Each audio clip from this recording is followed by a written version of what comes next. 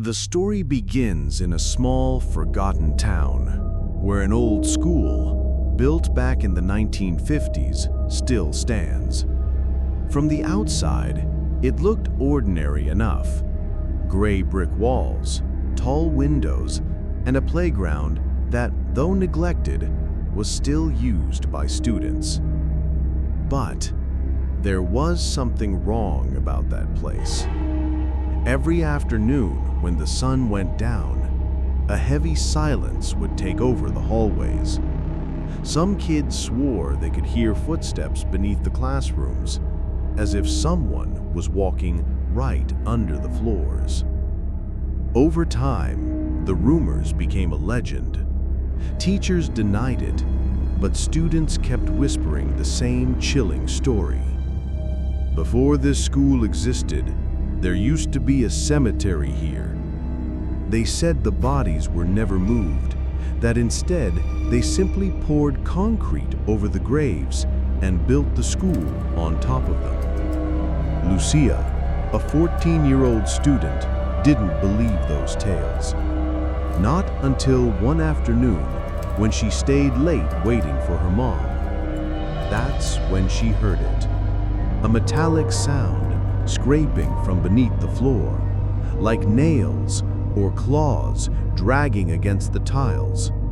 She knelt down, pressing her ear against the cold ground, and in the silence, she swore she heard a voice, a low, deep whisper, calling her name from below.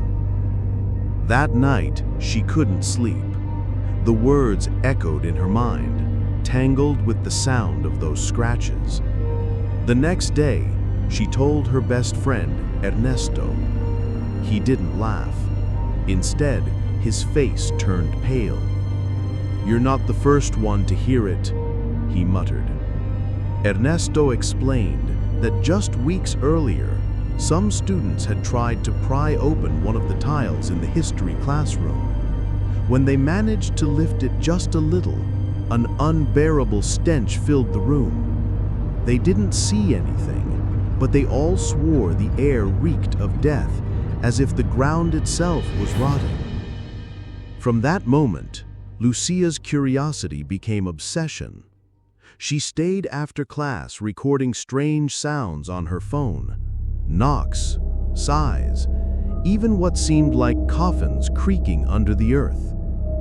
In the school library, buried in an old registry book, she finally found proof. Decades ago, that land had indeed been a municipal cemetery. Officially, the bodies had been relocated, but the last pages of the record were torn out, as if someone had wanted to erase the truth. One night, Lucia and Ernesto sneaked into the school with flashlights. The hallways felt endless, the silence so heavy they could hear their own heartbeats. They reached the history classroom. Together, they managed to move the same loose tile. This time, it wasn't just the smell that escaped. A blast of freezing air blew out the light from their flashlights, and in that pitch-black darkness came the sound of chains dragging. Then, a voice, deep, echoing, rising from the floor itself. "You should never have disturbed us." The tile suddenly shifted on its own, revealing a black opening in the ground. A narrow tunnel stretched into the earth below. Ernesto, trembling but drawn in by morbid fascination, began to climb down. Lucia could only watch in terror as the shadows swallowed him whole. What they saw next would scar them forever. Lucia watched from above, frozen, as Ernesto lowered himself into that dark opening. The tunnel was tight, forcing him to hunch over as he walked. His flashlight shook in his hand, the beam revealing damp soil tangled with dry roots that looked like bony fingers trying to pull at his clothes. "Ernesto, don't go any further," she whispered, her voice trembling. but he didn't listen. There was something almost hypnotic about that darkness, like a force was dragging him deeper. Lucia took a deep breath and followed. The moment her feet hit the ground, the silence shattered. A low chorus of moans, like ancient voices crying out, echoed through the tunnel. They froze, staring at each other in horror. But before they could react, the slab above them slammed shut, sealing the exit. The air was heavy, damp, and reeking of decay. Their flashlights swept over the dirt walls, where fragments of broken tombstones and rotting wood jutted out. Worse than that, bones. Human bones embedded right into the clay. "Oh my God, it's true," Lucia stammered. "We're walking through a graveyard," Ernesto whispered back, his eyes locked on a skull still clinging to patches of brittle hair. The tunnel opened into a wider chamber. Their beams revealed dozens of coffins stacked on top of each other, every single one burst open from the inside. The wood was shredded with claw marks, like the dead had fought to escape before finally giving up. A loud thud echoed from the far end of the room. They whipped their lights toward the sound, only to catch a glimpse of something moving. It wasn't fully human, and it wasn't just a corpse. It was a twisted mass of bone and rotting flesh melted together into a grotesque shape.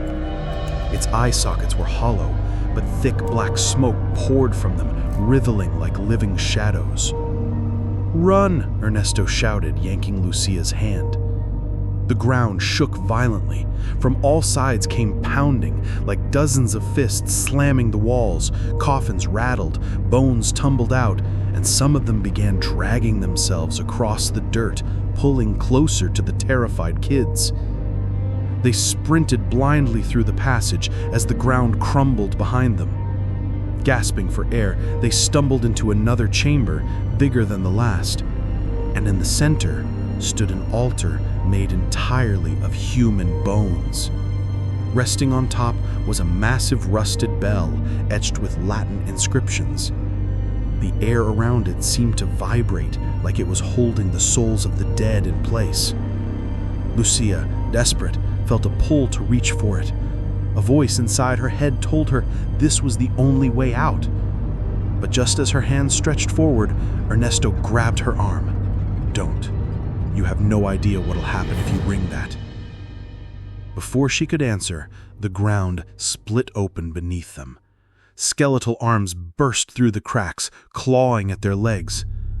The whispers rose into blood-curdling screams. And then, emerging from the shadows, was that hideous creature, dragging itself closer, its every bone and scrap of flesh moving on its own. The air turned icy cold. Lucia's breath came out in white mist. With no other choice, she struck the bell. The sound was deafening, shaking the entire underground. For a split second, the screams stopped. The creature writhed and shrieked, a high-pitched screech that made their ears bleed. But it wasn't salvation. The ground gave way, and everything was swallowed in darkness. When Lucia came to, she was lying alone in one of the school hallways. Sunlight poured through the windows. The building was silent. The slab in the history classroom was back in place, untouched. "Ernesto?" she called weakly. Silence. She searched everywhere, but he was gone. It wasn't until she checked her phone that she realized the truth. On her recordings from that night, she could hear Ernesto screaming her name until his voice faded into a hollow echo, like he was being dragged deep into the earth. Lucia never spoke of that night again. Nobody believed her story. But ever since, some say when the school halls fall silent, you can still hear footsteps beneath the floor and a whisper repeating over and over, "You should never have disturbed us." Thank you for staying with me until the end of this story. If you enjoyed it, don't forget to leave a comment below and subscribe to the channel so you won't miss the next tale waiting in the dark. Until then, sleep well if you can.